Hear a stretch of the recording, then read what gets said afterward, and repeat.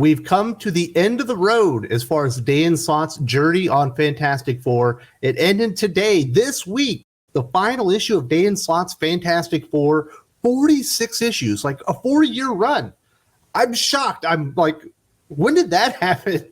He put out 46 issues, and I don't think very many people really noticed for the most part. If you put 46 issues of Fantastic Four out and no one noticed, did it really happen?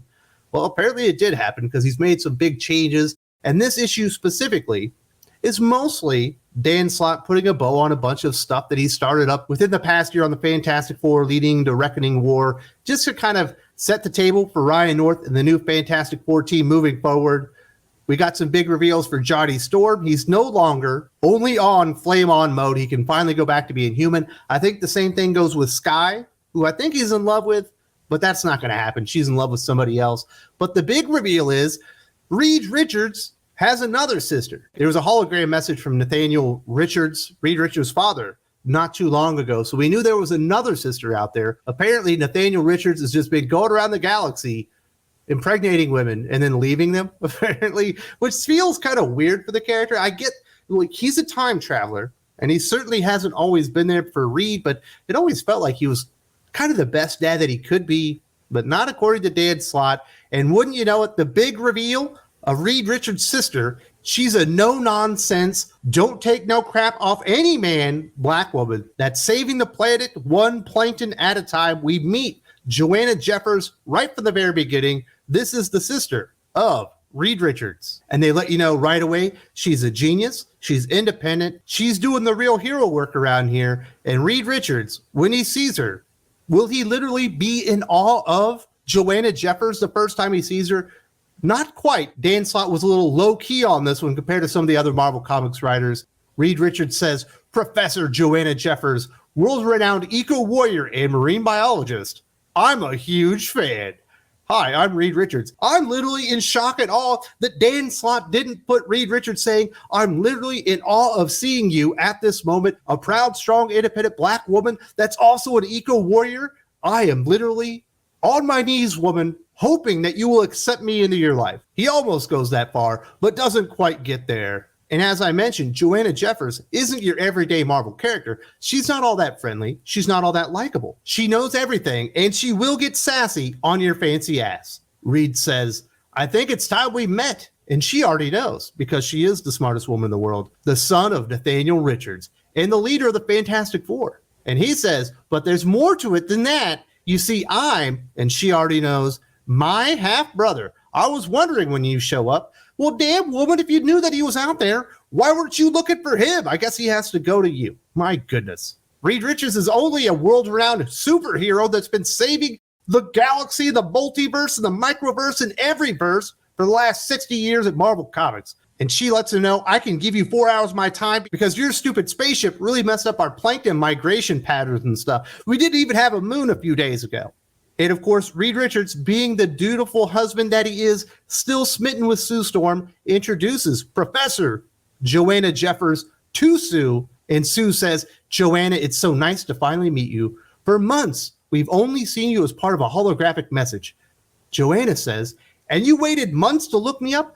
Bitch, you already knew they existed too. It's not like you were looking for them. Why is it a big deal that they weren't looking for you? They've only been out saving the entire galaxy during the Reckoning War. And for the vast majority of this comic book, Joanna Jeffers could really give two shits to meet Reed Richards, Sue Storm, their children, Ben Grimm, and anybody else. And of course, they end up taking her to some planets and stuff.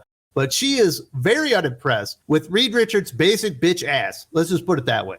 I mentioned earlier, Dan Slott does put a bow on several storylines. One of them that's really been going on since the very first issue of Fantastic Four. Can Reed Richards cure Ben Grimm? It turns out that they can't. They actually have a way to fix Ben Grimm till he won't be the Thing. But wouldn't you know it, by this point, Ben Grimm is married to Alicia, and they've adopted these two children that they discovered that were being tortured in the Empire miniseries that a vast majority of people, I don't think, even remember. I think that one came out right after the pandemic shutdown. I think that was the first big event, so maybe it had better sales than I remember. And he's learned the meaning of family, and he's decided the ever-loving blue-eyed Thing is who he is, and he ain't changing for nobody. But by this point, they have cured Johnny Storm. He can only do flame on mode at all times. He hasn't been human in a very long time. And this is what Joanna Jeffers sees. She sees white privilege. My goodness, no matter where we go to distant planets and there's still white privilege in the Marvel Comics universe. She says, a whole planet of people who want this cure, it must be nice to be a celebrity, one of the Fantastic Four, and get to cut to the front of the line.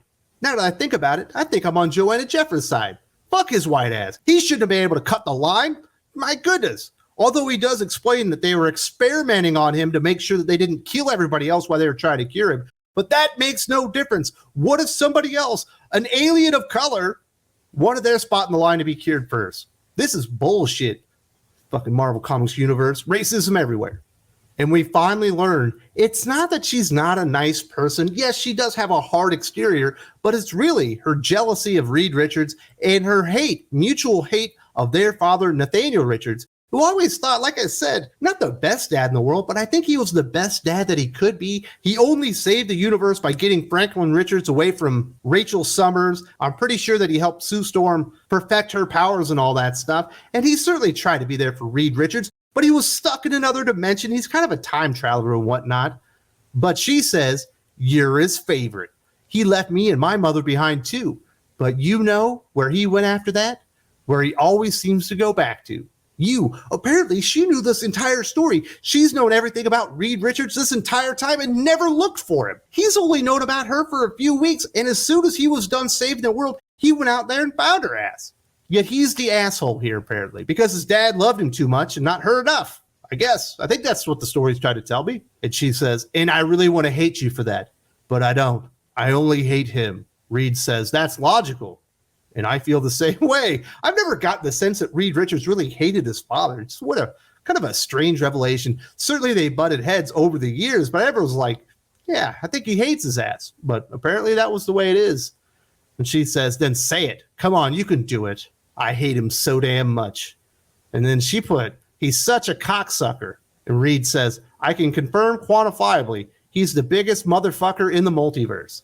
And she says, ha, ha, ha, Mr. Fantastic called his dad a fucking asshole. And Reed says, ha, and it only took Psycho Man's control box at full blast. And why is he my dad? He's your dad too. And she says, yeah, and he's a fuckstick. But you're not. I like you. And he says, oh, I like you too. So in the end, they end up reconciling, and she decides that she needs to show Reed Richards who the real hero is in the family and takes him out on her ship so that they can study the migratory patterns of plankton. And she says, come on, Reed, it's my turn. Let me show you how I save the world through real love and real hard work and real smarts and know-how. Unlike that bullshit you're doing over there in the multiverse and microverse and all that crap. That superheroine, all the science that you do, she's the real hero. We all knew that. And she lets him know, today we're tracking the migratory patterns of plankton. You thought I was bullshit. That's really part of the story. And Reed says, because the Earth lost its tides for 4 days, and you're worried about the food chain, the entire ecosystem collapsing. Intriguing. She says, you're not just saying that.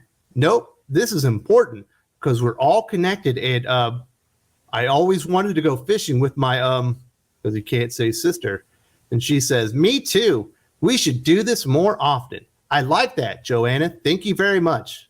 Not exactly a banner day in Fantastic Four history, if you ask me. What is the future of Joanna Jeffers in the Marvel Comics universe? Will she be revealed to have superpowers? That is that is guaranteed. She'll be smarter than Reed Richards. She'll be more powerful than him. She'll be absolutely perfect. And she'll be the perfect, like, hard-nosed, strong, independent black woman that we just don't see in comic books enough. Thank God for slovenly, middle-aged white men from New York to finally find some inclusivity in the Marvel Comics universe and that strong black female superhero we've been lacking for so many years in the Marvel Comics universe. Finally, we have a real hero in the Fantastic Four family, Joanna Jeffers. And that is Dan Slott's last contribution to the Fantastic Four lore and mythos moving forward. He's obviously already changed a lot. Like I said, he was mostly just kind of wrapping stuff up. But before this, he finished Reckoning War, which saw an entirely new Galactus.